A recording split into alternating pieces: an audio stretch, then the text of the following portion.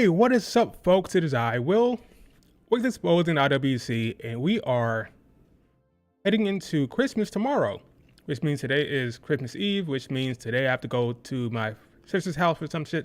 That's not important. We're going to be talking about wrestling. I haven't streamed in a little bit. I want to say like 5 days. Why? Well, you guys know that WWE is my bread and butter for the most part. I don't talk that much about Stardom and Joshi C and stuff like that, but we've been in what are we going to call it? Double taping season. Okay, we've been seeing a lot of double tapings, which means spoilers are out there, which means not really that interesting to talk about, considering there's no speculations and there's no like discussion to be had, because you kind of like know what's going to happen. You don't want to talk about the spoilers because some people haven't seen the spoilers, so you don't want to ruin it for some folks. So it makes it kind of weird. That's been my excuse. That's been my excuse for not streaming lately, but we are here.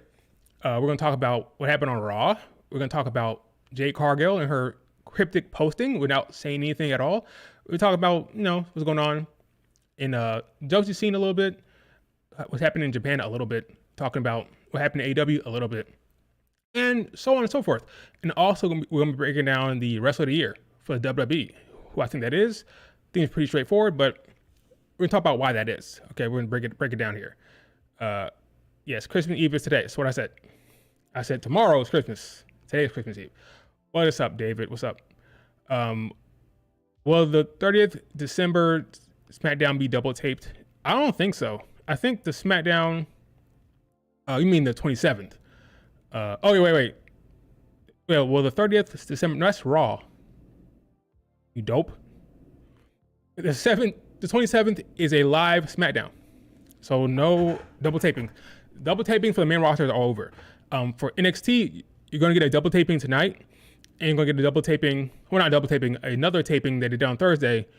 You're going to get that next week. So the first live NXT will be New Year's Evil. And the next live show for WWE will be the 27th of this week. So, no, you're good. I think SmackDown's live this week. I'm pretty sure SmackDown's live this week. I could be wrong. The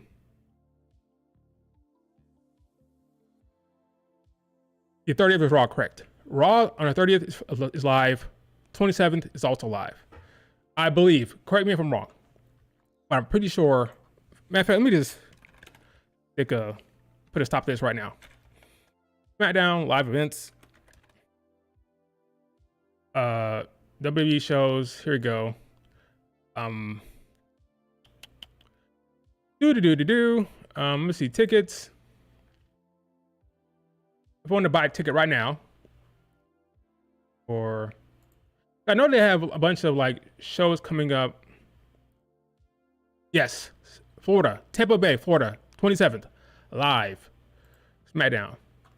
Here we go. Let me show you guys this. Here's SmackDown, Florida. That is live. All right. So basically the talent has Thanksgiving. Oh my God. We're in December. The talent has Christmas Day off, right? Christmas off, and then they have that Thursday to travel, and on Friday, right, they're right back on the show. They're right back on the road to do the show. So yeah, Monday. So yeah, you're gonna get live, untaped SmackDown and Raw. All right. So look forward to that. No more double tapings going forward for main roster. Now for NXT again, not live until New Year's Evil. See, New Year's Evil in Los Angeles. Everything else for NXT leading up to New Year's Evil is a double taping or a old taping, whatever, how you want to call it. So we're good until then.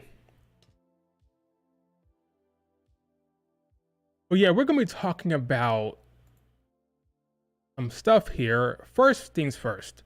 Do me a favor, like the video, subscribe if you're not subscribed, and let's talk about Jade Cargill first.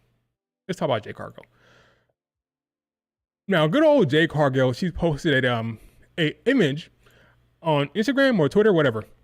This right here of a I think it's decent work here. She obviously got roughed up. I'm curious to know if she'll be carrying this injury or this look heading into her return.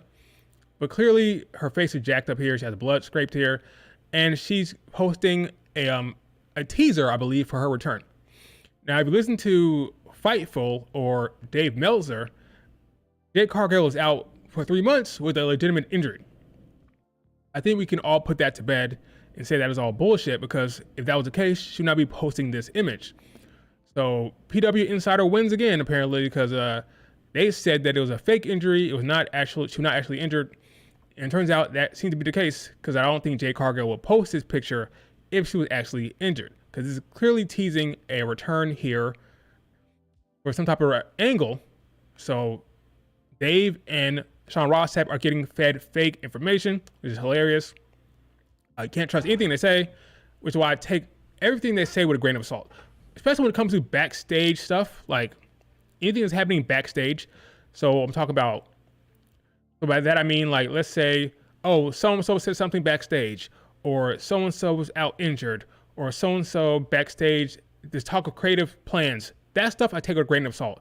If it's commenting or they're reporting on an individual in particular, like let's say something that would come from a wrestler, I take that more seriously from them, because, okay, maybe they know somebody, maybe they talk to the talent themselves. But in terms of like backstage conversations, is this person injured? What happened backstage? What are creative plans? It's all nonsense.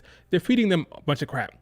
Can't take anything they say seriously. So yeah, that's my approach to Fightful or whatever, or Dave Meltzer. Dave Meltzer is senile at this point. I don't listen to anything he says, but just remember that it's all bullshit.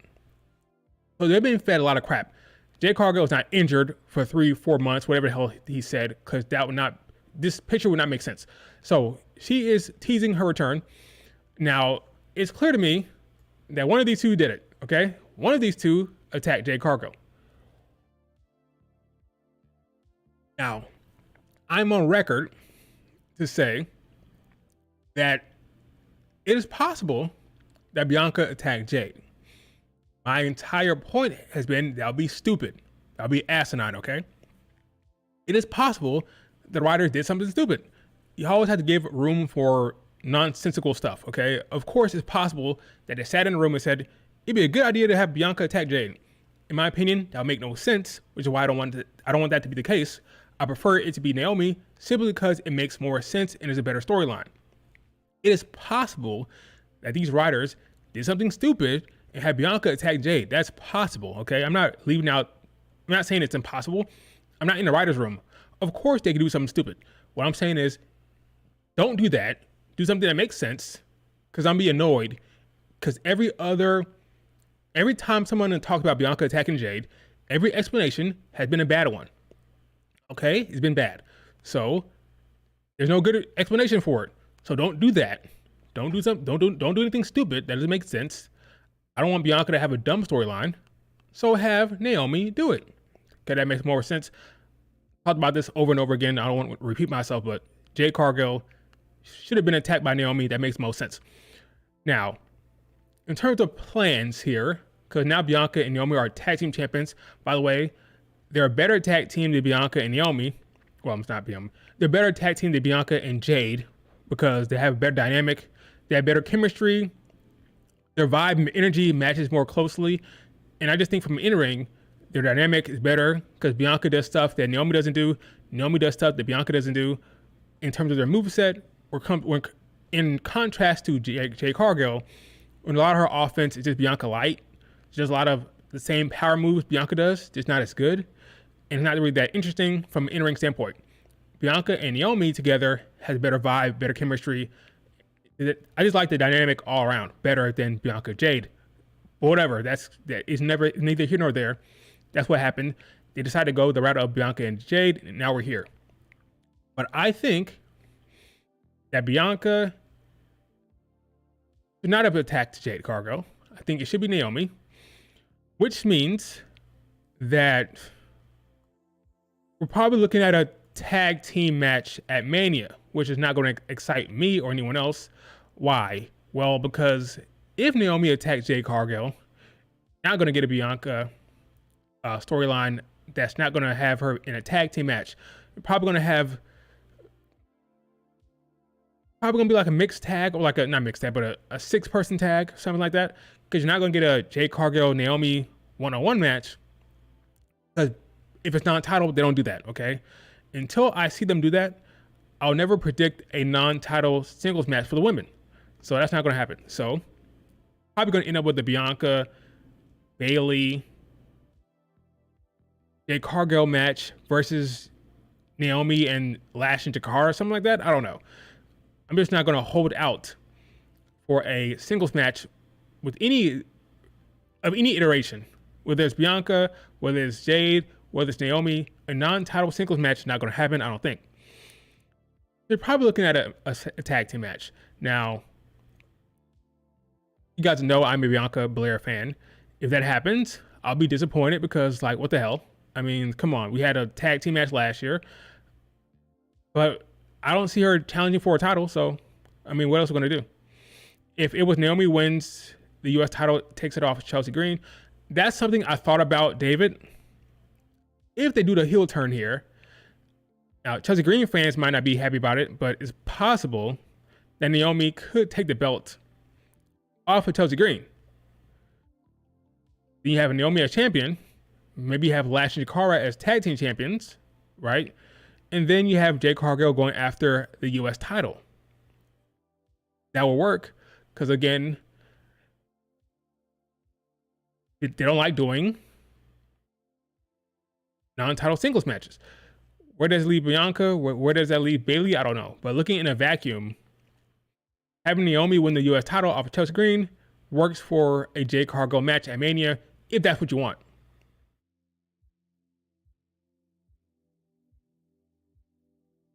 So that's the thing.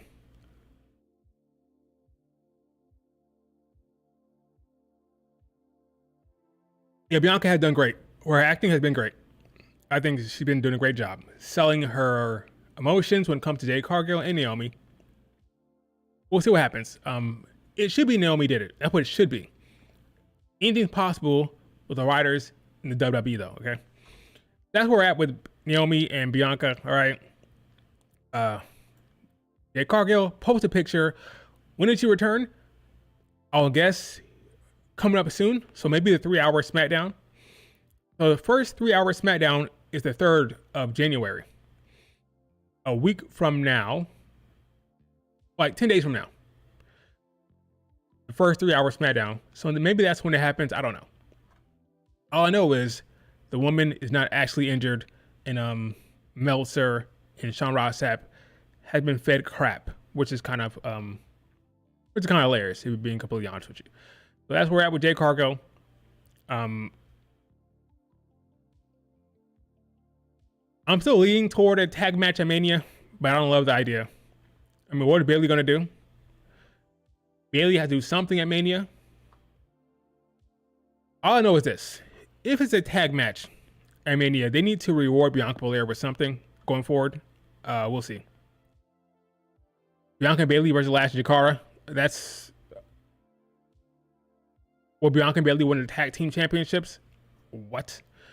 I don't know what's happening at Mania. I hope they have plans. I just hope they have plans because I'm not convinced that anything's going to work out well. But we'll see. Maybe I'm wrong.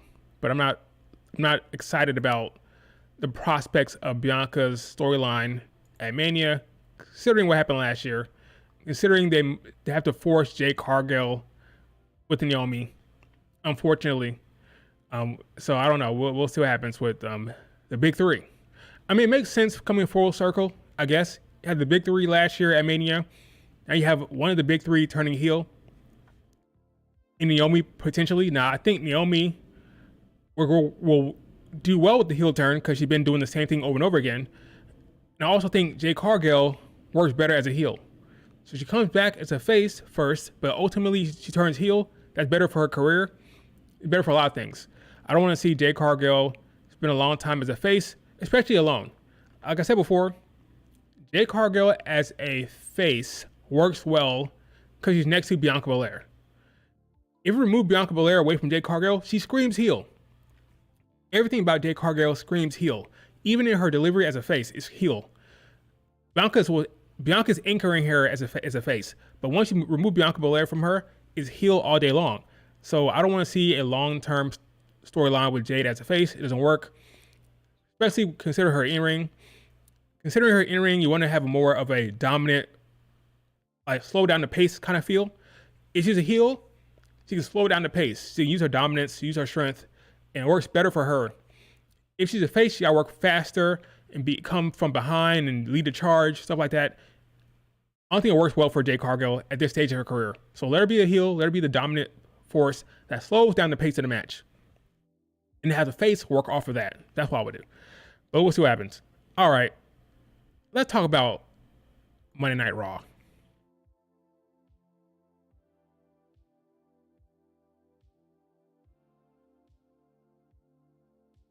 Let's talk about Monday Night Raw. Monday Night Raw was double taped, and it was better than SmackDown. I thought it was fine for double taping. They did a decent job. I want to say, I would give it like a 7. That was solid for a double taping. No major problems with the show. I just thought it was fine. All right.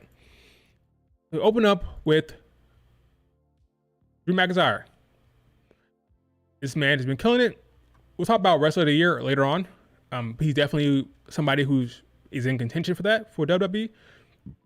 But he's upset, right? He is still upset with Jay, Sammy, and Roman Reigns, right? He went home to his family. He lost a family member, and nobody called him. He said nobody called him. Nobody checked up on him. Nobody reached out. But he's dealing with a loss in the family, and I realized that he sacrificed a lot for his career, sacrificed his time with his family, with loved ones, and nobody appreciates him. He not appreciated, stuff like that. So coming after the fans, coming after people in the locker room, stuff like that. All right. Sami Zayn comes out there to confront him, of course. He says, "Look, I deal with the same thing you deal with. I've lost. I have issues in my family. I'm taking time away from my family, but this is the job I chose. This is the life I chose, okay? Stop making excuses. Stop blaming everybody else." So the fans have losses. The fans have family that they're away from. Like, they're suffering. They got to work hard too. So stop bitching, basically what he says. And stop pointing the finger at everybody else. Look in the mirror, yada, yada, yada, right? Typical babyface stuff. Strong babyface promo from Sammy. I thought Drew stuff a little better. I like Drew right now with his heel run, but Sammy did fine. All right? Sammy did fine. And then ultimately, Drew says, well, actually, they get to stay here with their families and living in town. I'm on the road. Not the same thing, okay? Sammy, you're wrong. So Drew is actually... So then Sammy attacks him because basically said that you can't beat him because Sami Zayn has never beaten Drew McIntyre ever, right? So like, dude, I don't know why you always want to fight me because you're always going to lose, so I don't know what you're doing here. Drew McIntyre he's correct. I have a hard time disagreeing with anything he says. Like, he's always correct. He always makes the most sense. And that's unfortunate for the faces because I find myself agreeing with the heel. Same thing with Kevin Owens. When Kevin Owens talks, I agree with him. So I'm not exactly sure what Sammy's... I mean, he has a crowd. The crowd loves him, but he's wrong. Roman Reigns has not changed one bit. Still a narcissist. Only cares about himself. Hadn't shown enough remorse or anything like that. So until he does, Drew McIntyre is correct. And so is Kevin Owens. So after he attacks him, Drew gets the better of him, and Jay comes out there to help. Jay is kind of in like a holding pattern right now, not really doing anything, but coming out and helping Sami Zayn. He gets Drew McIntyre to back down, and then they're standing tall in the ring. Now, I believe ultimately for Drew McIntyre, I'll talk about this later on too, but this is leading toward Drew versus Roman Reigns. And that's what I want to see. That's the feud I'm most interested in. I want to see how Drew will bounce off at Roman Reigns. If you think about it, all of this leading toward Roman Reigns. All of it is leading towards him. Beef with Jey Uso. Why? Because Jey was helping Roman Reigns. Beef with Sami Zayn. All these beefs, it all comes back to Roman Reigns and this original screw job at Clash of Castle 2 years ago. And we've been waiting and waiting and waiting for this goddamn interaction, which hasn't come yet. When will it come? When will we get the ultimate face-off between Drew McIntyre and Roman? Because this is what this entire thing's been leading to. He's the one person he has not faced off against. He faced off against Solo and had an exchange. He talked with Sammy, talked with Jimmy, attacked Jay. He's even freaking CM Punk, but not the head guy. Because Roman Reigns has been on vacation or with home with family or been in other storylines. But ultimately, the end game for Drew McIntyre is getting back to Roman. He's upset with how they went back to Roman, how they're not remembering what he did. He's upset with how he snapped his finger and they all came running back to Roman Reigns, putting their fingers up in the air, and like he's like, what's going on here? Like, you guys just, no matter what he did, no matter how he treated you guys go back to him. Like right now, Drew, KO, and Seth are all kind of in the same area, but Drew has more conviction. KO hates Cody Rhodes for what he did with Roman Reigns, with that stupid tag team they did, where it was a terrible explanation, right? And then Seth is kind of bringing up the rear, but ultimately they're all going to get to the same place. But Seth, not so much. He's more about CM Punk, not Roman Reigns. KO and Drew, they're in a very similar place when it comes to Roman Reigns. So I'm curious to see when we're going to get that face-off. Because I do believe, well, I think I know what's going to happen. On Netflix, I do believe that for the Ulafala, on the Netflix show when Roman is facing Solo Sikoa, that's when you do it. If I'm booking it, I'll have Drew McIntyre screw Roman Reigns in that match the same way Solo screwed him. It's like poetry, it rhymes, okay? Solo screwed Drew McIntyre in a match against Roman Reigns at Clash of the Castle. Now, Drew McIntyre will screw Roman Reigns to help Solo, but not really to help him, more just to get revenge on Roman Reigns. Him and Solo he doesn't like Solo either. He hates him too, but they're on the same wavelength because they both don't like Roman Reigns right now. So he's willing to accept Solo right now to get the Roman Reigns. So I'm predicting on Netflix, first show, in the main event, Roman Reigns gets screwed by Drew McIntyre, and that is the first interaction between Drew and Roman Reigns, and they were off to races. At least that's what I would do. Do you think they might reward Bianca? Let me make this a little bigger so I can see better. Do you think they might reward Bianca for her work in the tag team division by giving her that possibly night 2 WrestleMania main event against Rhea Ripley? I believe that's happening no matter what. I think in 42, by that I mean WrestleMania 42, we're getting Bianca Rhea Ripley. That's happening. Obviously I don't know, but I'm guessing that's what we're going to get. Nothing else makes sense for Rhea Ripley. She's beating everybody. She's beating everybody of note. Those are the two who he put on the damn video game cover. Those are the two that he elevates the most from a marketing standpoint. I think that is the match. Bianca Belair versus Rhea Ripley next year. So yes, I'm willing to accept the nonsense of this tag team run. She's being pushed as a tag team anyway. She's been main eventing shows in a tag team with Jade and Naomi. They main evented SmackDown this past week. So she's being highlighted, just not in a way I would like, because I see her as a singles competitor, and that's where her bread is buttered, and that's where she shows that she's the best. We have not gotten a long singles run from Bianca Belair, but I do believe it'll all pay off. I hope, because I do believe the ultimate goal, the ultimate end game, Bianca versus Rhea Ripley, Mania 42. It may also happen at SummerSlam, because I believe now SummerSlam is 2 nights. So they may have a match there and then have another match at Mania, maybe like a trilogy. The first match happens at SummerSlam. Next match happens at like Survivor Series or something like that. If it happens at Survivor Series or whatever, or maybe Crown Jewel, I hope not, but could be happening at Crown Jewel. Then the third match can happen at Mania. So it could be like a long, legitimate trilogy. If you ask Rhea Ripley, she said that when Bianca and me, this is her talking, she said when Bianca and me have a feud, it'll be the greatest feud in the history of the women's division. That's her words, okay? Now, she can't write it herself, but she believes that feud deserves to be the best ever. And if that's the case, he is Triple H's daughter. So she goes to Triple H and say, hey, Triple H, hey, Hunter, hey, Dad, I want my feud with Bianca Belair to be the greatest feud ever. Maybe he'll say, okay, Rhea Ripley, okay, we'll do it. We'll make it the best, okay? I'm Triple H here. We're gonna make it happen for you. You know, that could happen. So let's hope that Rhea Ripley has some power backstage, and what she says is true. She doesn't have that much power, honestly. She doesn't have that much power. If she did, her feud with Liv Morgan would be better than it is, okay? But that's what she said. Greatest feud ever. So we'll see.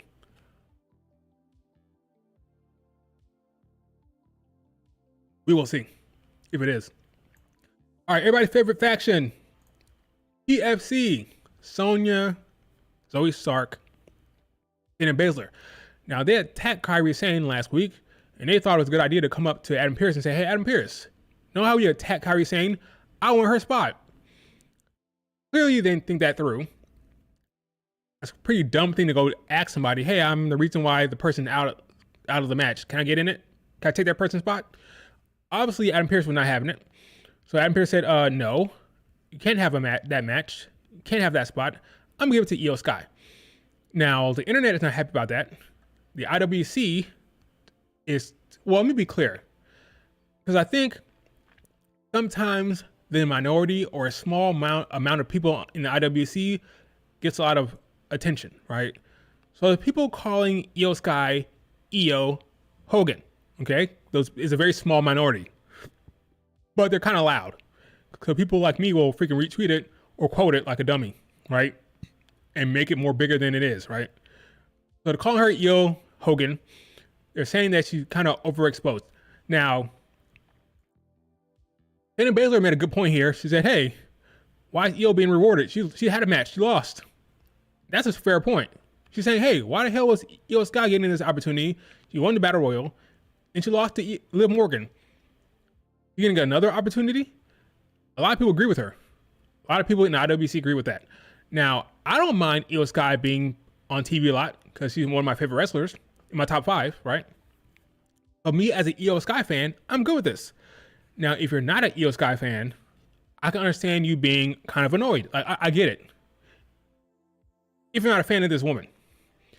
If you're not a fan, I can understand saying, damn, she won a Battle Royal, faced Io Sky, she faced Liv Morgan at Saturday Night Main Event. Now she's getting in the tournament again and winning it? Spoiler alert, she won the match. Spoiler alert. What's going on here? I don't care because I like her as a talent. I'm a fan, so I don't care. But I can understand if you don't like this woman, for whatever reason, I can understand you being annoyed with her being pushed. Again, I don't care, right? Because I like her. Now, Io Sky went balls to the wall in this match. This was kind of a scary spot here. She went for a Io Sky dive here and almost landed on her head, but everything works out fine here. She went crazy. Gotta be careful out there, Io. Gotta be careful. You never know. Never know when one suicide dive can go wrong, but it worked out fine. She had some cool spots here. So she's doing all the offense here. She making the fans happy. She's showing out here. Showing up, showing out, like she always does. Missile drop kick.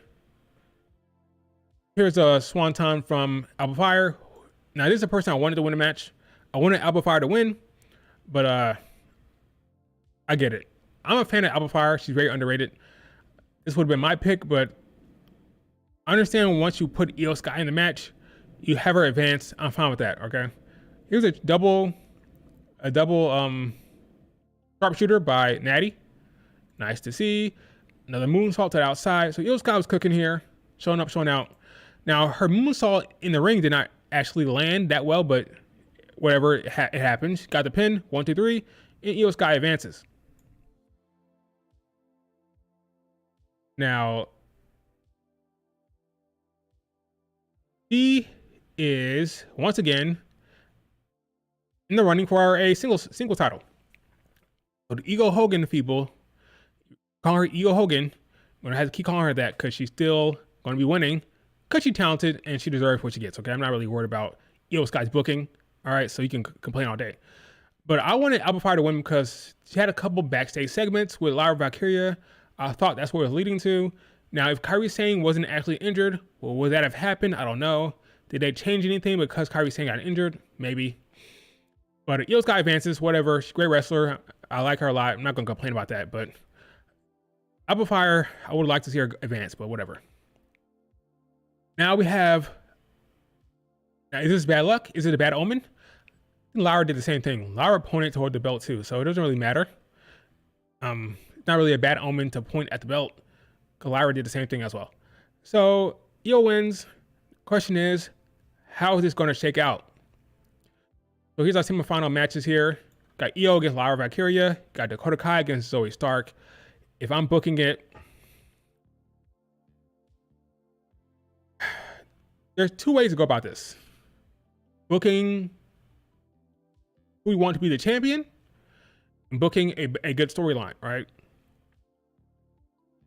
If for me, I would put the belt on Lyra Valkyria. I think it's time to elevate her at this point. She was at the finals of the Queen of the Ring tournament. She's been a good soldier. We're working well, talented wrestler. I would put the belt on her. That's what I would do, okay? Is that the best storyline? Maybe not. Maybe the best storyline is, and I'll do not Alba, she's out of it. I'll do Lyra against Zoe Stark, maybe. Now, is that the best storyline? No.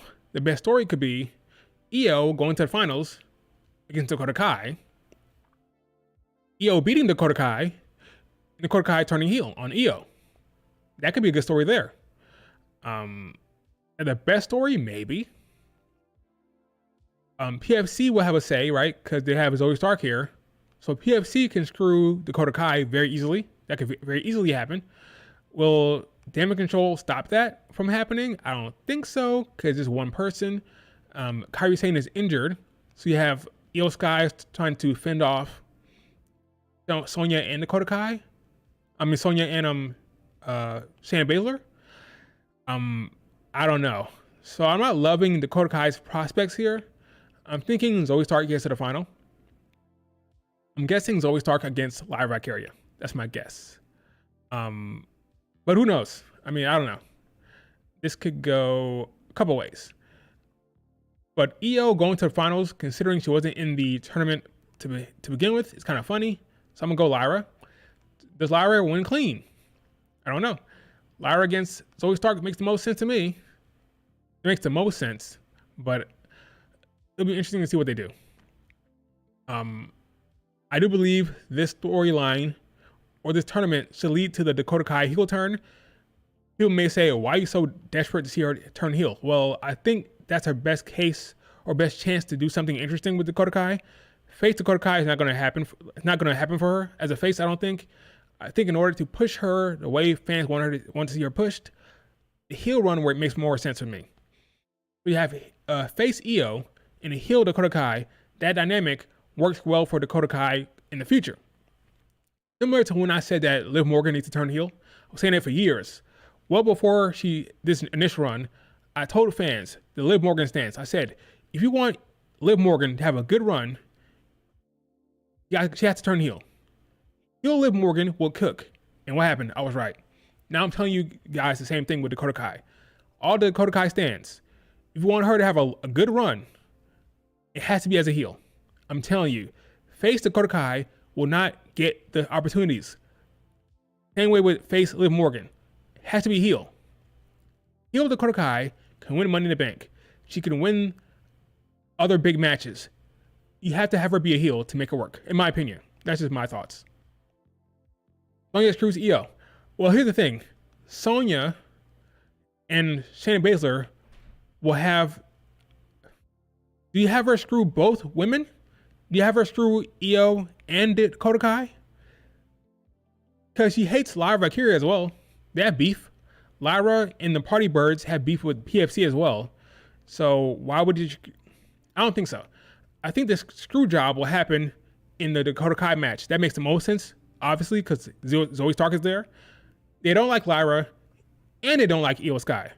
Those are two faces there. So very possible that Lyra will just beat her clean. Remember, folks, the last two times Io Sky faced Lyra Valkyria, Io won. The Battle Royal, remember that visual when she hit the damn German suplex on the apron? And she cheated to beat her before.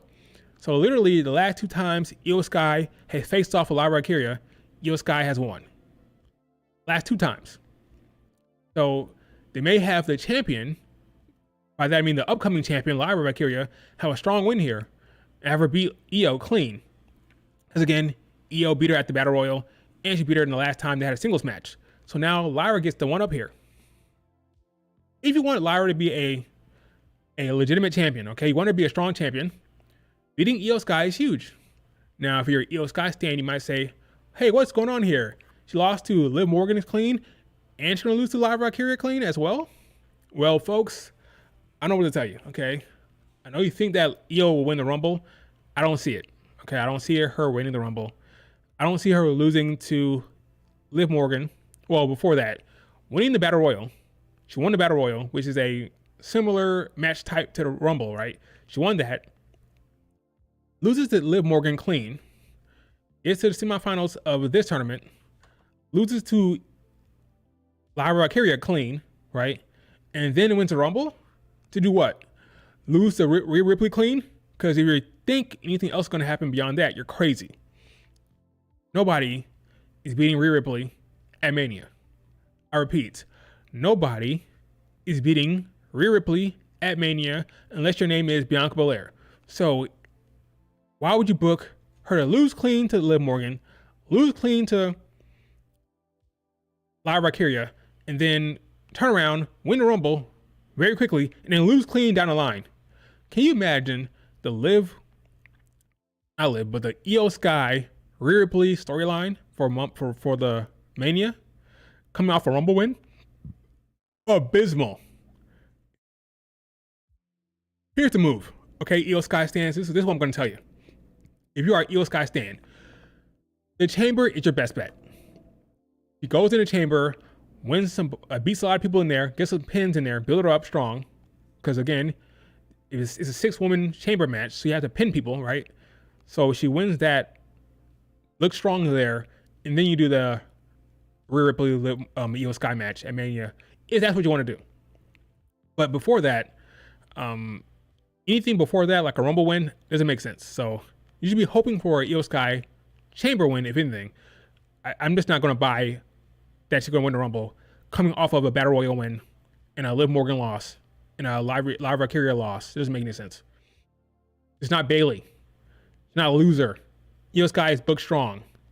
Bayley had the whole, been losing the whole entire time and the Rumble is my redemption. That's not Io Sky. Io Sky was champion this year. I repeat, she was champion this year. Okay? She went into Rumble as champion, she was. And she went into the freaking Mania match as a champion. It's not the same storyline. She's booked strong. I don't want to see this, it's a underdog storyline. Give me a fucking break. By the way, Bayley, as an underdog, won her Mania match. All right? She used Rumble to propel herself to a underdog storyline where she then conquered. How can it be an underdog storyline when she's going to lose to Rhea Ripley, who's a face? It doesn't work. It doesn't work. That is a stupid storyline to do. I'm putting my foot down right now. Okay? Io Sky will not win the Royal Rumble. Okay? If I'm wrong, well, ignore what I just said. Ignore what I just said. Naomi going heel? I think so as well. Hear me out. If Io wins this tournament, she will not face. If she wins, yeah, she wins. Of course not. If she wins the IC title, not a chance in hell she wins the Rumble. I'll tell you that right now. If she wins the IC title, it's over. Any pipe dream of her winning the Rumble is over, or facing Rhea Ripley as well. So it makes sense for Io to beat Lyra and become IC champion.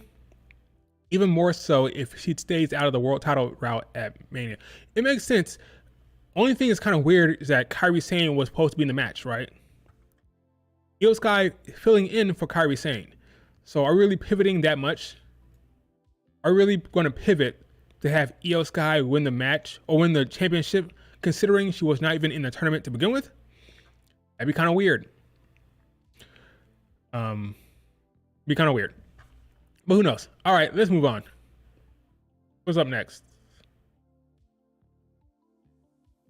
Oh, yes. Judgment Day. So we have a civil war here. As you can see, it's kind of broken up here clearly. You have Finn, JD McDonough, and Carlito on the left. You have Liv Morgan, Dom, and Raquel. Nice framing as well here. Back to each other. Well done. This is very good storytelling in terms of framing. We have Io. I just say Io. Oh my God. You have Liv Morgan and Finn Balor back to back, and the framing of the three on the left, three on the right, very good. You see the split down the line, the clear split here. Well done. All right. So Liv Morgan hates Finn. Finn does not like Liv Morgan. I do believe if this was the Mania storyline, it worked for Liv Morgan. Now, Liv Morgan fans may not like that, but I can clearly see this being the storyline for Liv going forward, where Liv Morgan, once she loses the belt to Rhea Ripley, Finn Balor can throw that in her face. She also said in this promo that Finn lost the tag titles, so Finn can throw that into Liv Morgan's face, say, hey, well, you lost the damn world title, now what? You know, this could be a direction for Liv Morgan from a storyline perspective. Now, does this make her does it give her a chance to be in a singles match? No. But it is a storyline that she could be in, even though fans may not love that. But it's possible. They could do a Liv Morgan, Dom, against Finn Balor's thing. It could work fine for her Mania plans, but we'll see what happens on Netflix. But we'll see. I don't know. Maybe she does get a Mania match, but it depends. It's possible that she beats Rhea Ripley. Let's say Becky Lynch gets involved. I don't know. But right now, assuming she doesn't win, assuming Rhea Ripley becomes champion on Netflix, there is stuff in place for Liv Morgan. It's not the end of the world. There's stuff to do within a Judgment Day with this Finn Balor storyline, is all I'm going to say.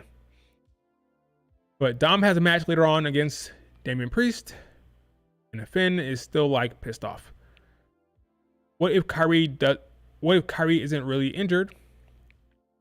That'd be kind of weird. It's possible she's not actually injured, but why even like? I feel like it's not the first time. She had a knee injury. Kyrie Sane dealing with a knee pain. She wearing a knee brace. Other than like her last time we saw her, so maybe that's has something to do with it. That knee problem, I don't know, but I feel like there's been a lot of Kyrie Sane getting injured with Io Sky replacing her. I could be wrong about that. Maybe I'm just remembering it wrong, but it's happening a lot, I feel. Like a lot of Kyrie Sane getting replaced by Io. I remember now, when Bianca faced Io Sky, remember? Bianca was supposed to face Kyrie Sane, but she had an injured eye. So Io Sky filled in for Bianca Belair. It had a banger on Raw. So that banger came from Io Sky's injury.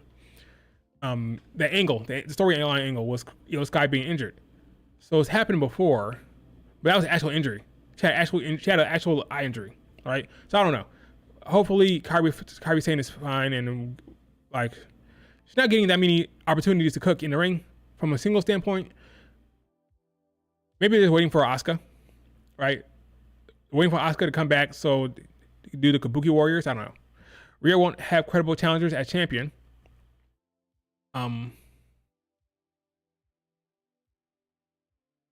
Assuming Bianca Belair, which I have to believe, assuming Bianca is not going to be in the title picture at Mania, I agree. All right. Rhea Ripley's already beaten Becky. She already beat Charlotte Flair. She already beat Asuka. She's going to beat Liv Morgan potentially on Netflix, right?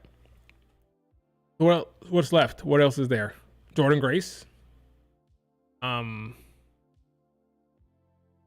Beat Zoe Stark already. Yeah, it's kind of rough. I feel like after Mania, it has to start the Bianca Rhea Ripley long-term storyline. Like immediately after Mania, gotta start teasing it. Similar to what they did with CM Punk and Seth.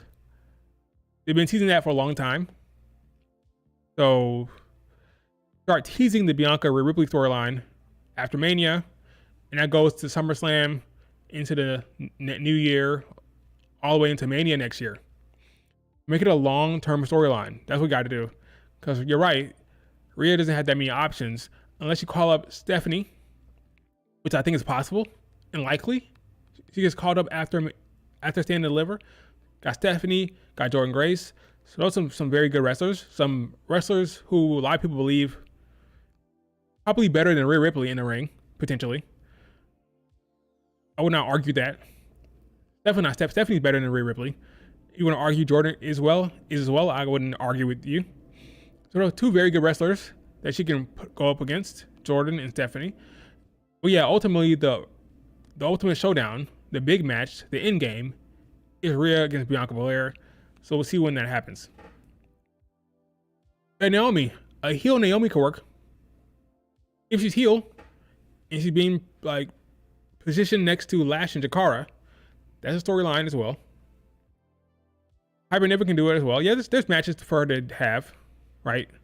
But the end game is going to be Bianca, right? All right, let's move on. Jay and Sammy have a talk. Sammy wants to take on Drew McIntyre. So, like, look, let me finish this. I started it. Let me finish it. You stay out of it. Trust me, I got this, right? So that's that kind of vibe there, which is fine. American Made taking on Alpha Academy. You had freaking Chad Gable beating up on Shizawa, poor Shizawa. That was it. Pretty much made him tap. That was kind of a wrap. Then we had a face-off between Chad Gable and Otis. Can you believe this match is not happening yet? This one-on-one match between Otis and Chad Gable has not happened yet. It's crazy to me.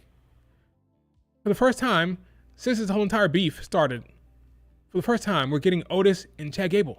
That's crazy. I forgot that this match has not happened yet. It's crazy. So that happens next week. Chad against Otis. We'll see how that goes. For the first time since the beef started. And we're going to be cooking, I guess. Still Dakota Kai post Mania. Sure, if you do like a slow burn, sure. Because you're still dealing with PFC. So maybe post Mania you do a Dakota Kai heel turn, that could work fine. But I want to see the teasing of it now. I want to see the storytelling, the slow build of Dakota Kai turning heel. Because she said that this opportunity for the IC title is her last chance, or like a big chance for her. So if she loses, that'll be a very, very disappointing moment. So you hope that's going to have a negative effect on her psyche, but who knows? Who knows? Then we had a backstage segment between Dom and the New Day, where they thought they had a friend in Dom. Hey, Dom, you understand us, right? You get what we had to do. Dom's like, nah, that's crazy, dog. That's crazy. Like, I hated Big E, but that's crazy. So even that was a step beyond Dom, what they did. They're over exaggerating. Like, they're making a bigger deal than it really was. Okay, was it mean what they did to Big E? Yes. They didn't attack him. They didn't hurt him. They just told him how they felt. It was harsh. It was mean, but beyond that, it wasn't that big a deal. Okay, and they were right. Big E did go to the damn desk, and he didn't actually reach out to help them. So I don't know why they're freaking like, happy Halloween. I don't know what's up, Pedro. So I don't know why they're so freaking upset. By that I mean the locker room. Was it mean? Yes, but they didn't say anything that was wrong. They were technically right, but Dom's like, no, that's crazy, dog. That's crazy. Y'all doing too much. Dom's been doing great. I'm enjoying Dom even more lately. He's becoming more of like a fan favorite, I think. He's getting less and less booed and more cheers these days. So Dom has been cooking. We'll see where it goes with him. Probably because he knows what's happening. Because there's a feud between Finn and Dom. And they're taking Dom's side in the feud. So if this continues and it's Dom versus Finn, Finn will be the heel. And Dom will be more the face. You're getting cheered last time you wrestled. You're chanting Dirty Dom. So things are starting to turn. Slightly for Dom. Less boos, some more cheers. Which is interesting to see. Very interesting. Imagine if Lyra yelled at Xavier and Kofi. That'd be crazy. Yes, it would be. Why would Lyra, calm down. I'll tell Lyra to calm down and mind your business. All right, next match. Damian against Dom. Domination from Damian Priest. Ultimately, he takes out Dom. He sees JD with a terrible Santa Claus outfit, attacks him, throws him over the damn table. He sees Carlito under the damn ring. He knows the game plan, he knows all the tricks that they use, so he took him out. That was fun. But ultimately, he gets jumped by all three of them. Well, all four of them, actually, because Carlito, Finn, JD, and Dom all attack him. The one thing they can all agree on, even though they're beefing, they can all agree that they hate Damian Priest, right? And then out comes the War Raiders. So the War Raiders are beefing with JD. By JD, I mean the Judgment Day. They got his back. They laid out Judgment Day. So it looks like we're having a Priest War Raiders against Judgment Day storyline. How long will this last? Because ultimately, I think the Judgment Day will split up. There's a civil war brewing among the Judgment Day with Team Liv against Team Finn. I don't know. Some people are kind of tired of the Judgment Day storyline. Let me ask you guys. Are you guys tired of the Judgment Day? Are you done with the Judgment Day? Or do you want some like progression? Between Finn and Liv Morgan, you want some more story progression maybe. I don't think it's bad. Happening with Finn and Liv Morgan, I don't think that's bad. It's more interesting than Liv and Rhea Ripley, I think. The Finn Liv stuff is better than the Liv Rhea Ripley stuff. That's just me. But are you done with the Judgment Day stuff? Are you bored with it? Or do you just need to see like a new step, some story progression or something? I don't know. Story interesting? Yeah, I don't mind the Judgment Day stuff. The internal feuding, the internal storyline with Finn and Liv Morgan, I like. Now, the feud with Damian Priest and War Raiders, I don't love that. That's fine. I don't love it. It is what it is. What's interesting is the Liv Finn stuff. That's more interesting. Yeah, it needs more progression. Okay. I like the Finn Liv Morgan stuff for the most part though. This is what I like. I like where is it? Like this. I like this dynamic. I like this storyline. Not so much the War Raiders, not so much the Damian Priest stuff. This is what I like. If we find out tonight Alba and Aller move to NXT, yeah, it sucks. It's very possible that tonight we get confirmation that the Unholy Union are back on NXT. Now, if they're not using the women, then fine, I like it. We saw what happened with Lee Chen going down there for a little bit. But it looked like it might be like a legitimate transfer. I don't love that for them. I prefer them being on the main roster and getting more time on the main roster, but it is what it is. If they have to go down to NXT to get more looks, then fine. I just don't love that. I think they're underrated. I like them a lot, the Unholy Union, but whatever. It is what it is. At least they're going to be used now, so whatever. Move the tag belts down. Sure. Now that you have the IC title and the well, when you say move them down, I want to move them down, but I have them featured more on NXT. You know what I mean? Like have it go down there to have defenses more often, but not permanently down there. Because you have 3-hour shows now. 3-hour SmackDown, 3-hour Raw. So you need the time now. Now you have more time, so why not use the tag team titles now? So now you have more time. Why would you send the tag team titles down to the 2-hour show? Now they're going to use it. They're going to use it more often. So I would say put the belts on Lash and Dakara. Have Lash and Dakara travel around. So you have Lash and Dakara on NXT a lot, and on SmackDown, and on Raw as tag team champions. So once Bianca and Naomi drop the belts, put it on Lash and Dakara and have them float to all three brands. That's what I would do. So the NXT gets the tag titles, Raw and SmackDown gets it, and you can have Bianca and Naomi more in singles division and stuff like that. That's what I would do. So Lash and Dakara, that's my proposal. They're going to cook with those tag titles. Let them cook with those. Any objections? Do you think Lash and Dakara should not be champions? I think they should. They'll be on all three brands more often. And because you have Bianca. Bianca's a star. She's a big star, a single star. Want her to be doing all these appearances, want her here and there, right? So have the tag titles on Lash and Nakara, and then have them float around. That's what I would do. Then the tag team division will help people like Kendall Gray in NXT, who's not getting that much attention right now. So maybe the tag team division will be good for them.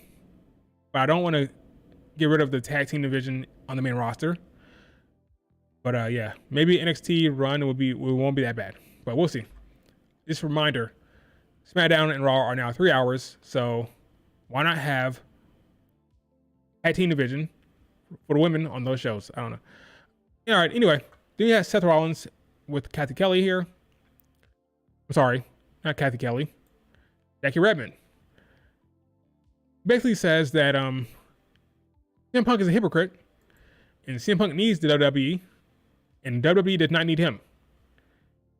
That's his story, and he's sticking to it. So, calls him a hypocrite, doesn't like him, doesn't want him around, and same old stuff we've been saying. Nothing really changed. Same old points he has when it comes to CM Punk. He thinks he's a hypocrite, and yeah, that's basically it. Fine stuff, fine segment. I do believe this feud is going all the way to Mania. There was reports that from Fightful that backstage discussion about Roman and CM Punk, I think it's bullshit. It makes no sense. They've been teasing CM Punk, Seth Rollins for an entire calendar year. For an entire calendar year, they were teasing Seth and CM Punk. Go back and look. Going back to January, they were teasing this. This match is going to Mania. Okay? No matter what happens, I'm guessing maybe CM Punk wins. You get a Seth Rollins turn, like a proper heel turn, maybe. And then it goes to Mania for sure. Like, don't be fooled by this whole talking about Roman and CM Punk. I think it's bullshit. Again, all those backstage reports coming from Fightful and Dave Meltzer, I don't buy it one bit at this point.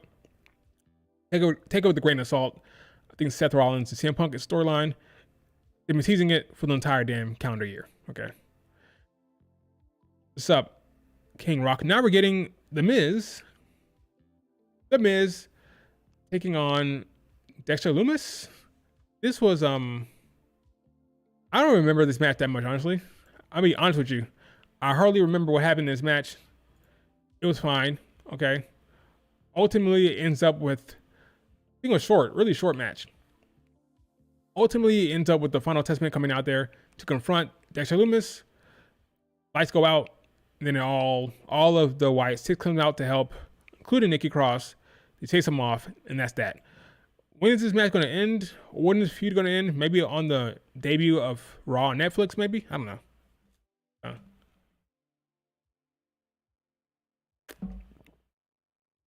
Something got to happen at some point, but we'll see. We'll see where this feud ends. I feel like the Y6 are kind of like slowing down in terms of like their momentum. Maybe let's add a stipulation to this match that's going to happen here between Final Testament and the Y6. Maybe add some type of stipulation. I don't know, but I'm not that excited about this storyline right now. But we'll see what happens within the coming weeks. I don't know.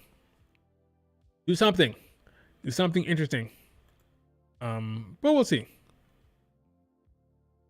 We will see. All right, then we have the War Raiders with Damien Priest backstage, showing respect, yada, yada, yada. Got a Penta teaser again. When does he return? Not return. When does he show up? Maybe the Raw after nothing. Maybe the debut of Netflix for Raw, maybe? I don't know. But he's coming very, very soon. Who will he feud with? I don't know. Maybe Rey Mysterio. Maybe Braun Breaker. Go after the IC title. That'd be cool. Penta and Braun Breaker. That'd be cool.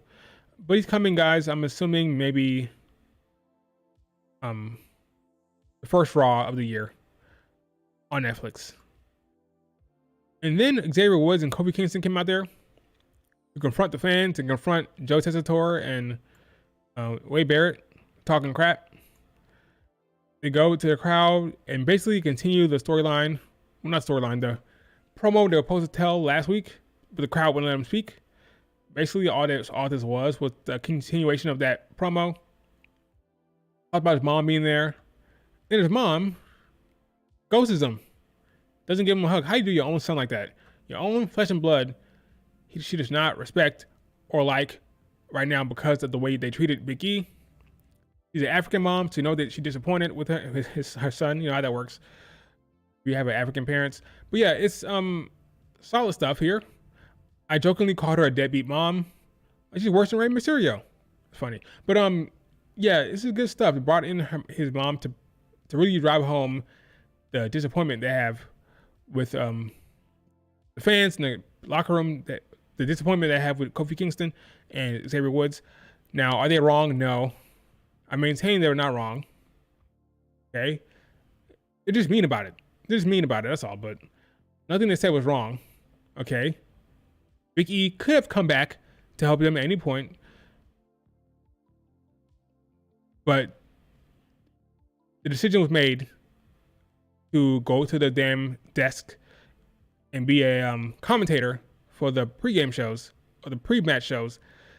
No, the pre-show for the PLEs, right? And not actually help his friends in the New Day. Okay, so they're not wrong. They're not wrong. I don't care what anybody says, they're not wrong. But she left them high and dry. And Xavier Woods looking kind of crazy there. Well, not Xavier Woods, Kofi Kingston looking kind of crazy by himself, with his mom ignoring his pleas to stay. It's kind of funny. So next week, have a face-off, a promo battle. Probably going to be very, very good. This will be live next week. Look forward to that. You can also look forward to what else happened next week? Oh yeah, the women's IC title semifinals. In main event, it was Sami Zayn against Drew McIntyre. Before that, we got now this is funny. This is crazy. Rey Mysterio saying that, hey, guys, maybe I was wrong last week. Maybe I handled that the wrong way. I'm a locker room leader. So here's what I'll say. You guys can apologize to us and I'll be forgiven. Like, what? What are you talking about? Why would they apologize to Rey or the locker room? I can understand them saying, hey, you need to apologize to Big E. I can understand that. Apologize to E. Fine. But why do they have to apologize to the locker room or Rey Mysterio? Like, that's crazy. They're ridiculous. I would have gave Rey Mysterio the same response. Like, get out of here, dude. Get out of here. Rey. But that was kind of funny. Apologize to us. Like, what? And Rey Mysterio was like, fine, I tried it. I tried. Just let you know I tried. So now the crowd is going to be chanting, new day sucks. New day sucks. Like, Rey Mysterio, you're crazy. He's wilding in this segment. He's wilding. Apologize to us. Like, get out of here. Get out of here, Rey. Main event was good. Typical Raw main event between Drew and Sami Zayn. Drew would look like a freaking madman. He dropped freaking Sami Zayn on the apron on his back. This reaction he gave. So he's freaking deranged at this point. There's no saving Drew McIntyre. But again, he's right. Right in the scenario. It did not have to be like this. It did not have to be like this, but here we are, okay? He was right.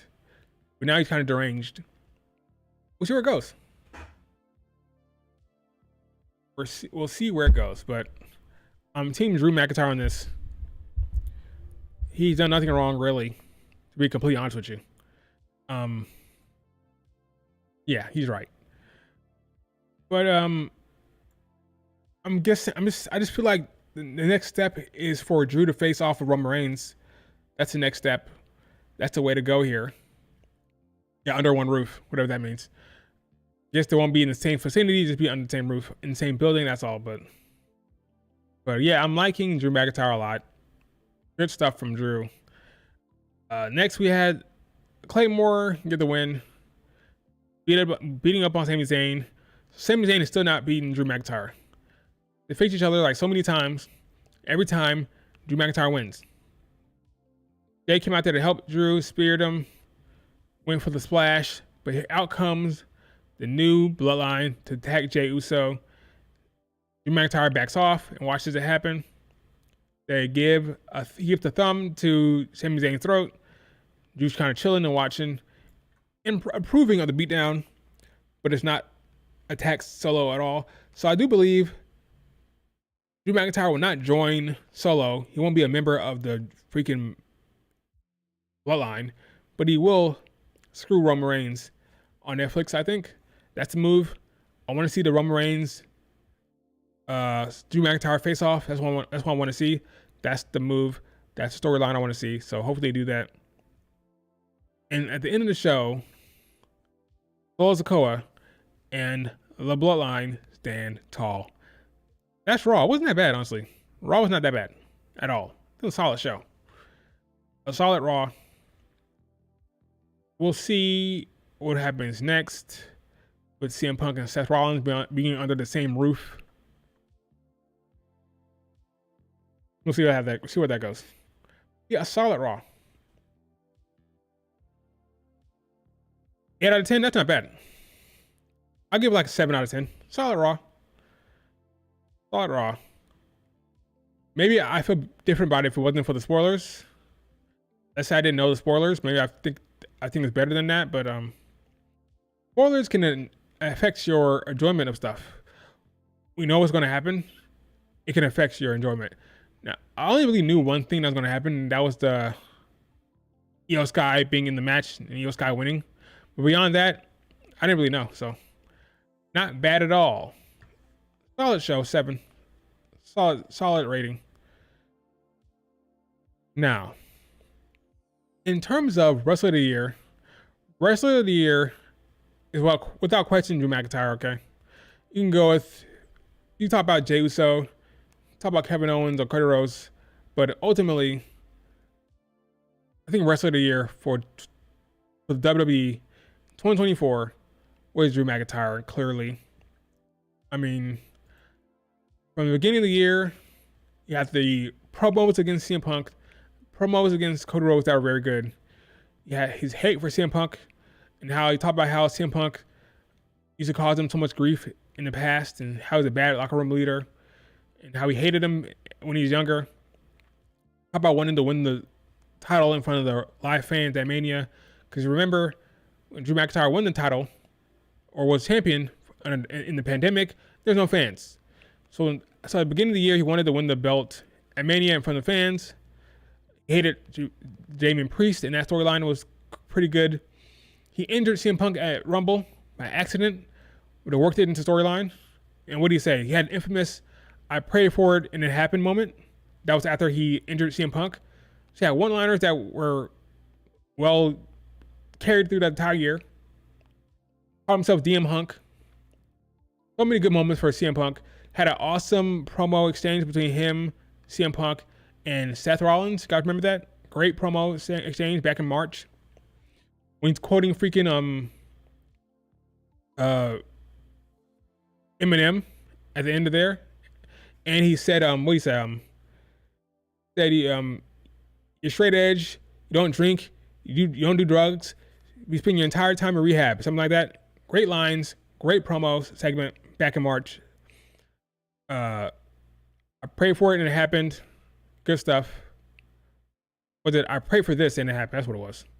Good stuff from him. He defeated Cody Rhodes on Raw, won the Chamber, stopped Damian Priest from cashing in a couple times. So he didn't want Damian Priest to cash in at all. Beat Seth Rollins at Mania, was champion for 5 minutes, and then Damian Priest came down and cashed in once he got attacked by CM Punk. Great moment, memorable cash-in moment there.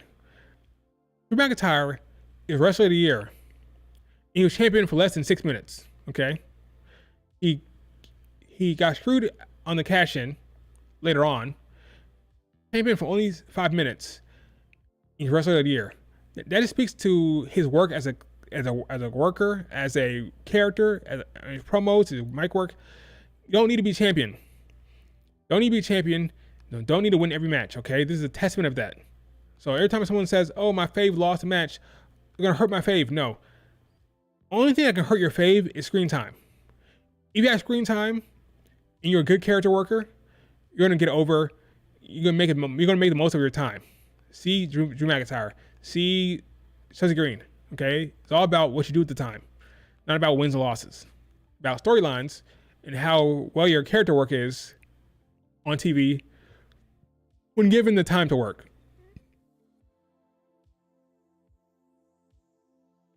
So he gets in a feud with CM Punk, chasing around CM Punk for freaking months, right?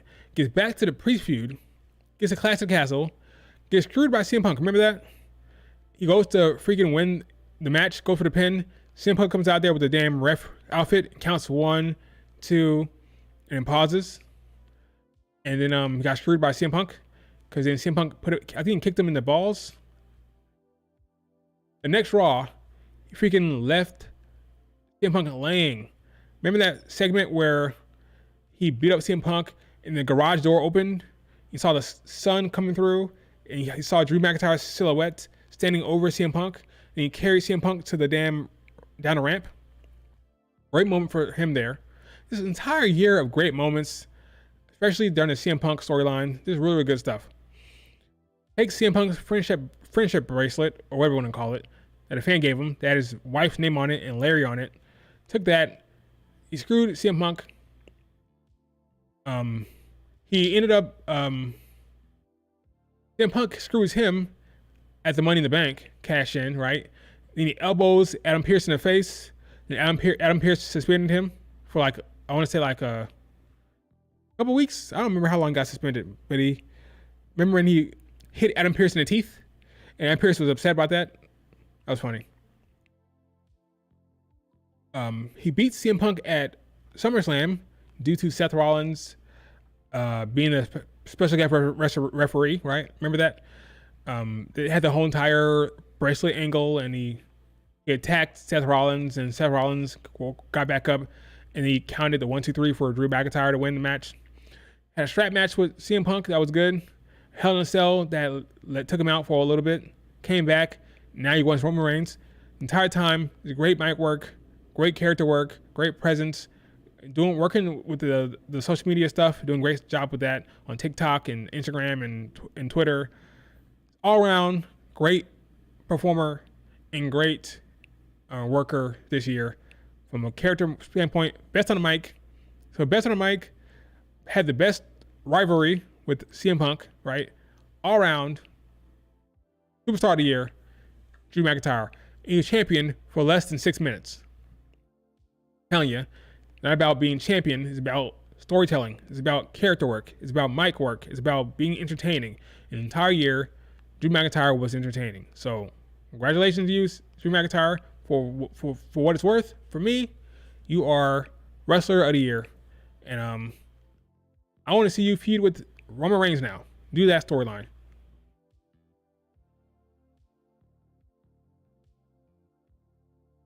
Give us Drew against Roman Reigns on Netflix. I want to see him screw Roman Reigns out of the Ula Fala. Let's go. Let's go that route. Now, I would love to see a Drew Roman Reigns Mania match. It's not happening. I do believe Rock will get his act together and Rock will go to Mania. But I would not mind one bit to see a Drew McIntyre Roman Reigns storyline at Mania, but I don't think that's going to happen. But I think Roman Reigns and Drew will do a good job. I think Drew deserves that spot. Wrestler of the Year. Why not? Why not do Drew against Roman Reigns? Why not? What I would do, let's see. Beyond that, talk about Jade Cargill. Talked about Drew being Wrestler of the Year. Talk about Raw. Top 10 feuds of the year? Yeah, right. I can't remember all those damn feuds. And one is Drew CM Punk. That'd be like I can't remember shit. That'd take like a lot of research. I don't know about that one. If it's Lyra versus Zoe Stark in the finals, who will help Lyra win? I say Kiana and Kayden and Katana.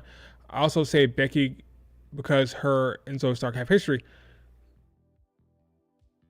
Yes. Would that be a way to bring back Becky Lynch? I do believe the match will happen on the Raw on Netflix. That championship match. I believe so. So if you do Lyra against Zoe Stark, you could have Becky Lynch returning there to help Lyra. That work. Or you have Becky involved in the Liv Morgan or Ripley match. That work as well. But yeah, I could see Becky Lynch,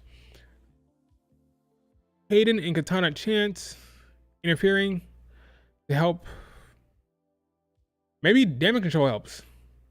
Because potentially they're going to screw Dakota Kai. So to screw Dakota Kai, that could lead to them interfering and helping Lyra. I don't know. That could work. But either way, either one of those work fine. Becky Lynch or Damage Control helping. I don't think it'll be Kaden Katana Chance though. Top 10 promos, top 10 breakout stars of the year, top 10 WWE champions of the year. We'll see. We'll see. Any other questions in general before I move on from the WWE maybe? I should. We'll see. Any other questions about anything outside of WWE? Lyra is friends with Zoe, Shayna, and Sonya. Oh, really? That's cool. A lot of those people are friends back behind the scenes. Behind the scenes. Who was that I just saw? Twitter. That looked weird. That Lola Vice? It's Lola Vice. She looks different with that hairstyle. That's what I'm talking about. Lola Vice. Anyway. Tonight is NXT. Am I excited for it? No, because of double taping. It'll be fine, I'm sure. I think we're getting Stephanie against Cora Jade. Predictions for Netflix premiere of Raw. In the next live stream, sure. I will say, based on the card is Roman solo. I got Drew interfering in the end. It's Rhea, Liv Morgan. Right now, I say Rhea Ripley wins right now. But nothing would surprise me there. Nothing would surprise me. Other matches, what? CM Punk, Seth Rollins. CM Punk wins. Seth Rollins turns heel. Lyra against Zoe Stark is my guess. Lyra wins. Become the first IC title holder. I think those are the four that I think for sure will happen. Maybe Bianca and Naomi will have a match. Maybe they'll defend against PFC or something. I don't know. But maybe you have the tag team champions on that Raw. Maybe they face PFC. Maybe they face. What was on Raw? Has already had a championship match. PFC has not got a championship match. Maybe do Bianca and Naomi against Shayna and Zoe Stark. During the Julia versus Roxanne rematch, do you see Stephanie and Kalani Jordan interfering and stopping Cora Jade? I think Stephanie Vaquero will stop her. I think Stephanie will get involved. They have. Who has? PFC? PFC has not gotten a title shot yet. Yep, we're all going to 3 hours. Yep. And it's happening for sure. That's definitely happening. What's coming up here in the Joshi scene? A lot of damn matches coming up here. A lot of different promotions. Got Seedling, got Stardom, Dream, Queendom, got Tokyo Joshi Pro Wrestling, End of the Year Party, got Stardom, New Dream, got Margot, First Dream. That's so confusing. Got Tokyo Joshi Pro Wrestling in the beginning of the year, 2025. Got Send That Girls show in early 2025. Then got Wrestle Dynasty There's a lot of stuff coming up. It's kind of crazy. A lot of stuff coming up in the Joshi scene that maybe I'll wait to do that stream because it's the 24th and the big show's not until Stardom and Dream Queendom, so that's 29th. So we'll wait. A lot to watch. Yes, a lot to watch. I have a spreadsheet here. All the freaking stuff coming up here. It's kind of crazy. A lot of freaking matches coming up here. But we can wait. Talk about that. We can wait. Because Dream Queendom is until the 29th. So we can wait for that.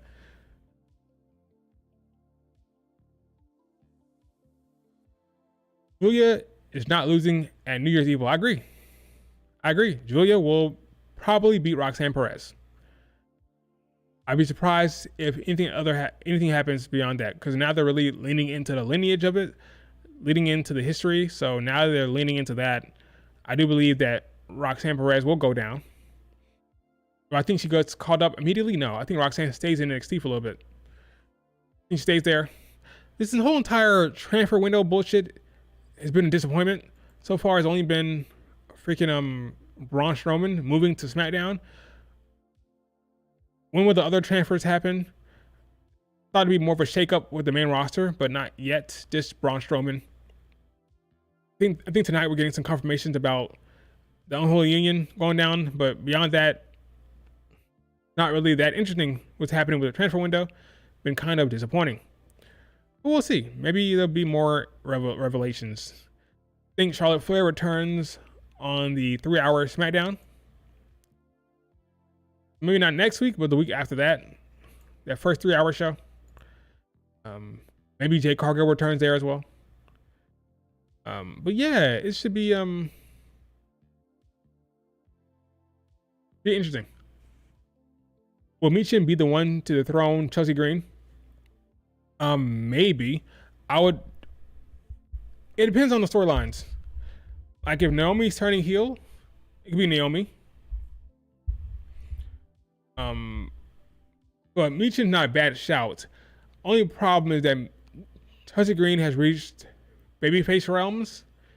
The face, the fans love her. So do you book her to lose to Michin?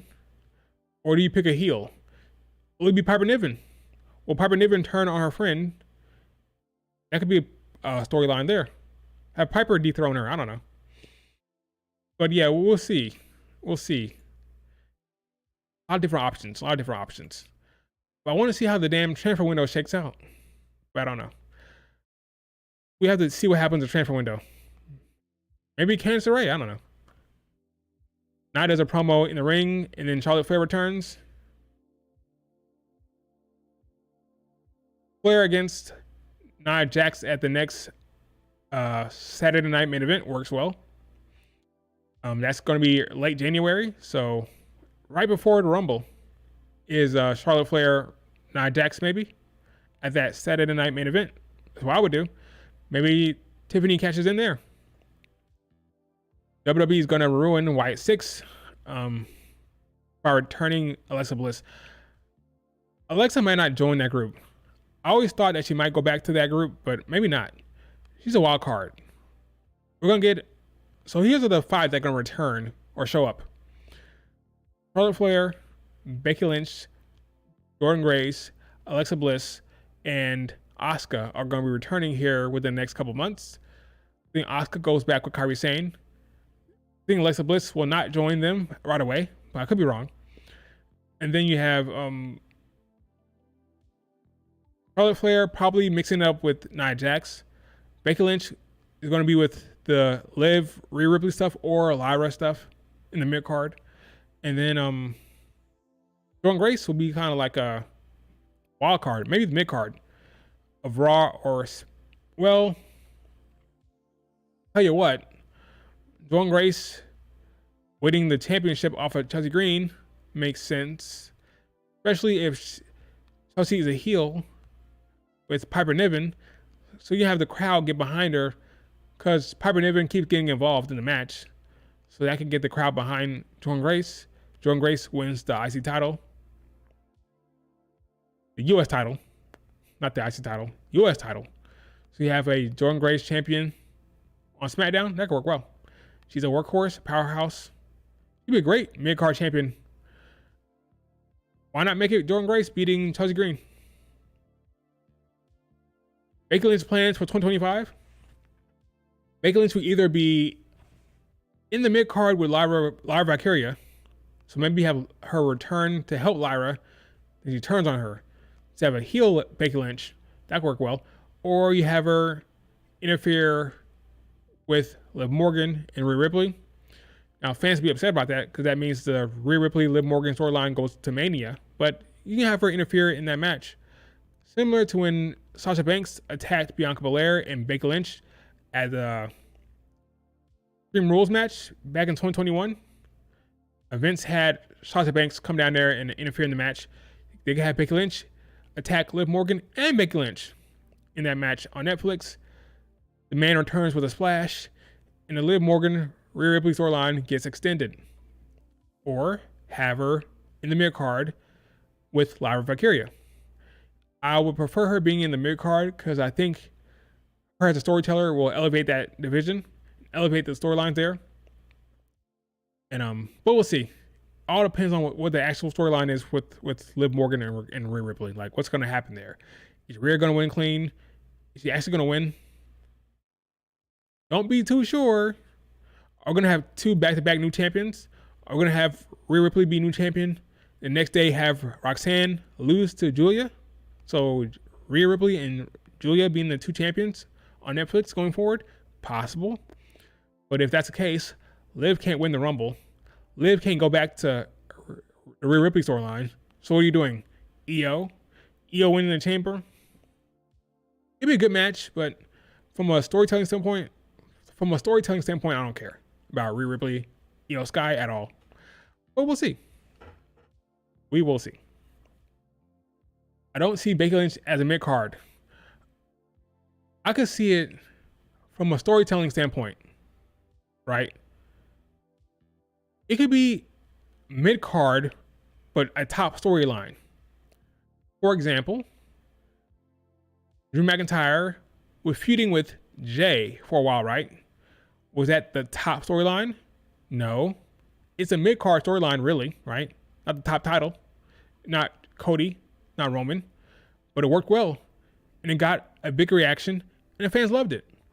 You had Drew with Priest and Drew with, like, on the fringe. On the fringe of the mid-card. What makes it feel like a mid-card more than anything is the belt, right? If it wasn't for the mid-card belt, it could be the top storyline easily. But the fact that Lyra will probably be champion in the mid-card, it feels like a mid-card storyline. But it could be better than Liv Rhea Ripley very easily. Very easily you can have a storyline in the mid-card that's more compelling, more interesting than Liv Rhea Ripley. Whoever is not in the Liv Rhea Ripley storyline is in mid-card. It's a mid-card, so it's going to be the mid-card no matter what. Unless it's going to be with Liv and Rhea Ripley. And by the way, if Liv loses to Rhea Ripley and then Liv faces off with Becky Lynch, that's not the mid-card. It kind of is. In my mind, anything that's not the World Championship is kind of mid-card. But that's not necessarily true because Drew McIntyre, CM Punk was not mid-card. So this depends. What's happening is the mid-card belt. That's what's making it seem more like a mid-card storyline. If you're mixing it up with Lyra Valkyria, that's going to feel like more like a mid-card story. But we'll see. We will see.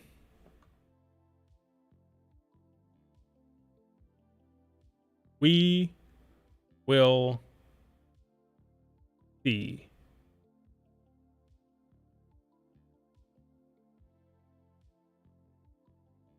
Rhea and Julia will be the champions as the faces of their respective brands. That makes sense.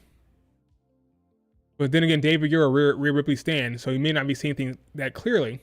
But that makes sense for the new faces of the Netflix era. Netflix will be on NXT. Well, Netflix will be running NXT and Raw worldwide, right? In America, it'll be on CW, but worldwide, NXT will be on Netflix. So we have a new era on Netflix. That'll be Julia. And then for Raw worldwide on Netflix, start off with Rhea Ripley. It makes sense. But you can also start off a new storyline where Becky gets involved and Becky screws both of them. I want to see Becky Lynch as a heel because she cooks as a heel, more creative, better storylines from her. I just think heel work is what she's really interested in right now. And I just think that's where her passion is from a storytelling standpoint. Her best work for me over the last 3 years was Big Time Bex. Her rivalry with Bianca Belair, her storyline with Lita, where she's kind of depressed, acting like a little kid because her hero wanted to beat her. Remember that? She cooks as a heel. Gets creative. Gets interesting. Let her be a heel. And if that's the case, I'd rather see her in the mid-card against Lyra Valkyria than to have her against Liv Morgan and Dom, okay? Dom and Liv Morgan have a storyline with Finn right now where Finn is a clear heel. So why mix it up with Becky Lynch there? We'll see. I just prefer her to be as a heel or a tweener, not as a full-on face. I don't like that. But we will see. John Cena is must do for becoming. He's due to become the 17-time champion. Sure, I don't care. Why not? Am I dying for a John Cena run? No, but sure, he could beat Gunther. Why not? One more championship run for John Cena. I guess why not? I'm not against it, right? Imagine if Jordan Grace versus Chelsea Green for the title. Meechin can interfere and cost Chelsea the win. We got Meechin turning heel. Sure, why not? I don't care. No, I don't. I'm looking forward to John Cena, whatever he does. I'm not invested in the championship run. I'm invested in that. I'm curious to see what he does. But not in terms of hey, I gotta be a champion. A farewell run where somebody has to be champion, I don't love it. But I'm looking forward to his work as a character, for sure. Hey, Barry Allen, calm down. Calm down, okay? Chill. Where's your caps? All caps. Calm down.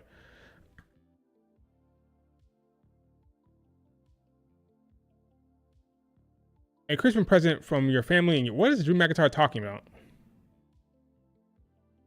What's happening?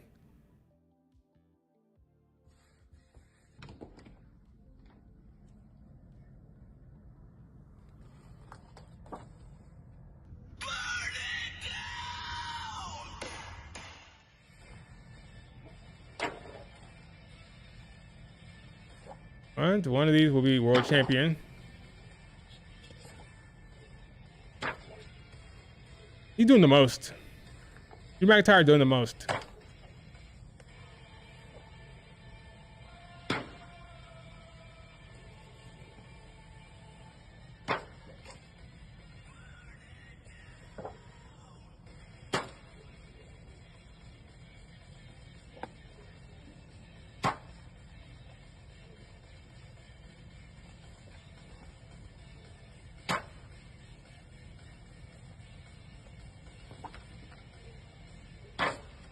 Look like this.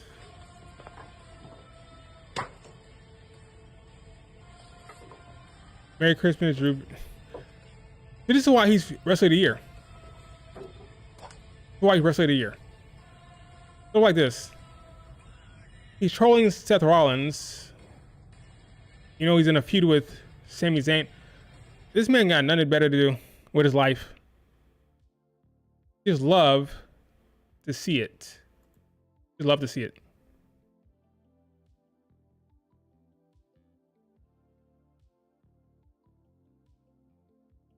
This man deserves to have the feud with Roman Reigns. what is going on? Let's see what's happening else here. That's all.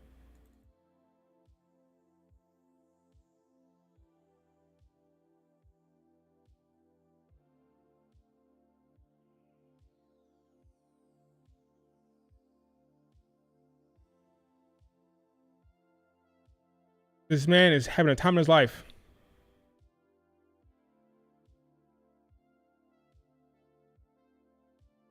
Sports Illustrated has named Drew McIntyre the best on the mic in 2024. Well deserved. Agreed. He has deserved all of his accolades and all of his shine and respect from the fans in the industry. Some people did not think he had it in him. Some people did not believe he had it in him, but he cooked. He absolutely cooked.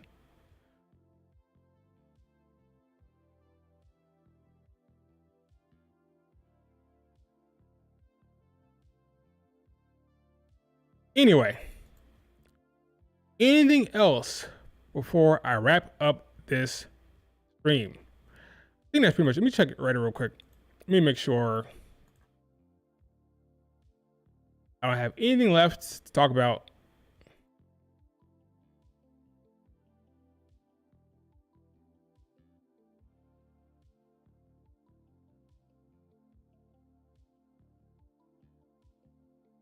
Ricochet talking about what? Ricochet needs to calm down on Twitter. Really does. Really does need to calm down. Let's see.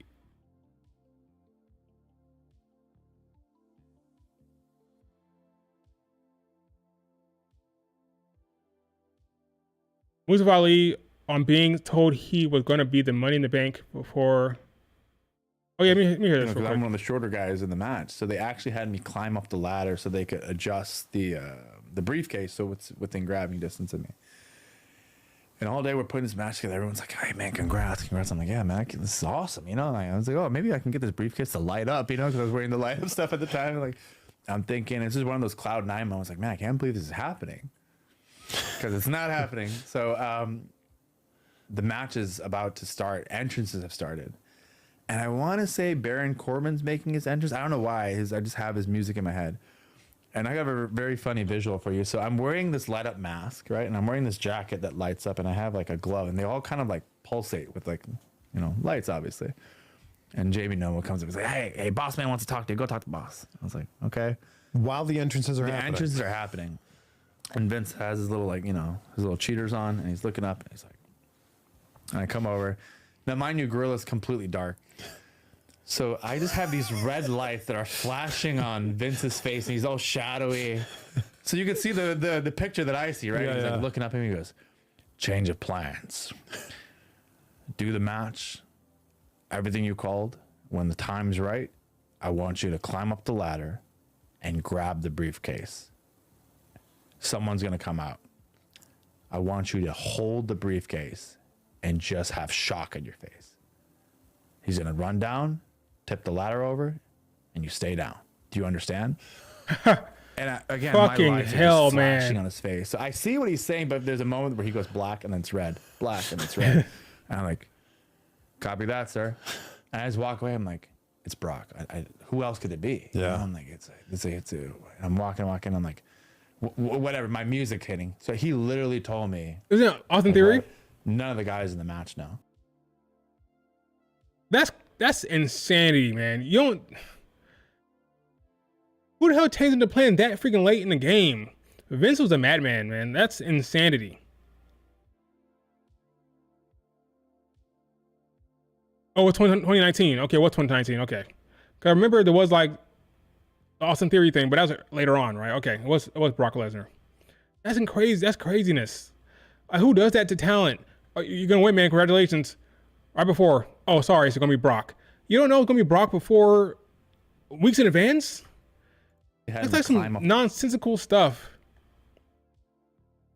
Yeah, Ricochet confirming it.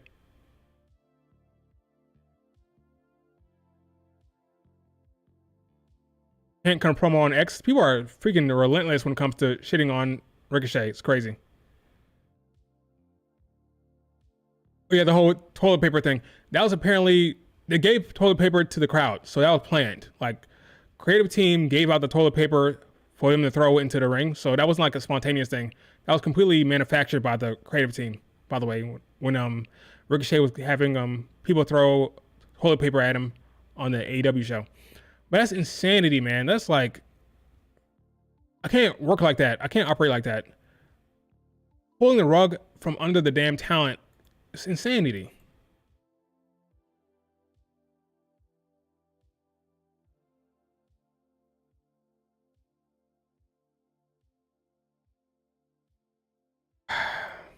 That's crazy. I don't know how you could work. Oh yeah, congratulations, man. You're gonna win Money in the Bank. Congratulations. Right for the show. Change of plans. You're not winning shit. Like, dang. And nobody knew. He was the only person that knew. When is Sol Ruka getting called up? I'm hoping after Stand and Deliver. I thought it would be before that, but I'm not sure anymore. I don't think so. But hopefully before Stand and Deliver. After Stand and Deliver. I hope, but I don't think anymore because she now kind of mixing it up with Zarya, so I don't think she gets called up. So probably after Stand and Deliver, her and Stephanie Vaquer gets called up. I think that's what I would do. What I would do. This doesn't mean it's gonna happen, but that's what I would do. Any other questions about anything? We'll wrap it up. Christmas Eve.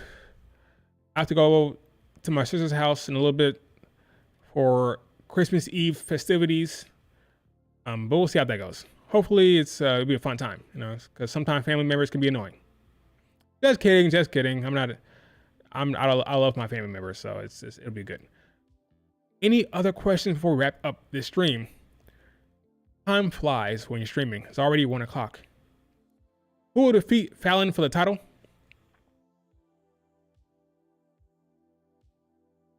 That's a damn good question. I'll go Tatum Paxley, but it could be Zarya. But I'll lean Tatum. I think at this point, Tatum deserves a title run of some sort. So Tatum, Thea Hale, whenever they pull the trigger on that, where's she doing right now? Like, what's going on with Thea Hale? What's happening? Or maybe Zarya. So those are three. Tatum, Thea Hale, Zarya.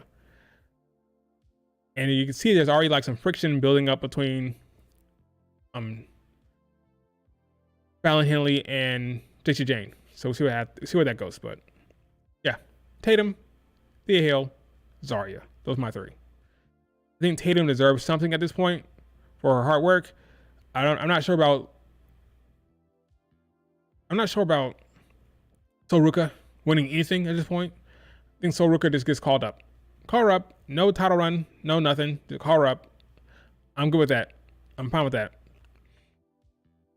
You don't have to win the NXT title. You don't have to do that. So give me the Sol Ruka win. I'll accept that. Julia beating Roxanne twice will be huge. It could be a match at Vengeance Day. So Julia beats her on the Netflix debut of NXT for the world, right? And then on Vengeance Day, she beats her again. That'd be huge, sure. And then I do Roxanne against Meiko Satomura. I'm not sure if Meiko wants to wrestle for WWE again, but she's on her retirement tour. Speaking of retirement tours, Meiko Satomura is also on a retirement tour. She can have a match against Roxanne Perez, where she beats Roxanne finally. So that'd be like 3 straight high-profile losses for Roxanne. Who cares? She's getting called up anyway. So yeah, I could do that. I could see that. So Julia beats her once and twice on the Vengeance Day show. And that's when Stephanie turns on her. So then you do Stephanie against Julia at Stand and Deliver, where Julia will win. Stephanie gets called up. The rumor has it WWE wants to go to Mexico next year for PLE. And if that's the case, I definitely see Stephanie Vaquer on the main roster probably going after a mid-card belt because I see Stephanie not losing. I don't buy her losing on the main roster for a very long time. I think she gets caught up. I think she goes after a mid-card belt. I think Stephanie wins the mid-card belt very quickly, and she has a long reign as a mid-card champion. I think that makes sense. Stephanie dethroning Lyra would be cool. I think Stephanie wins clean tonight. Well, spoilers are out there. I don't know what the spoilers are. I haven't seen the spoilers, but you probably win tonight, sure, but I haven't seen the spoilers, so anything is possible, though. But you can see who wins right now if you wanted to. But I'm avoiding the. I'm not really avoiding it. That's a lie. I don't care. I don't care if I see it or not. I don't avoid double taping spoilers because I just too much effort to try to hide from it. So, but yeah, tonight double taping.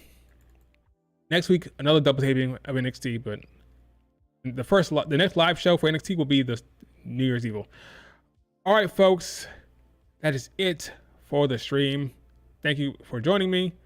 Do me a favor, hit like, leave a comment, and hopefully I'll be back for another stream after Christmas, so probably Thursday. We'll see how that goes. But enjoy Christmas Eve, enjoy Christmas, have fun with the family, play games, get presents, don't eat too much, and yeah, just have a good old time.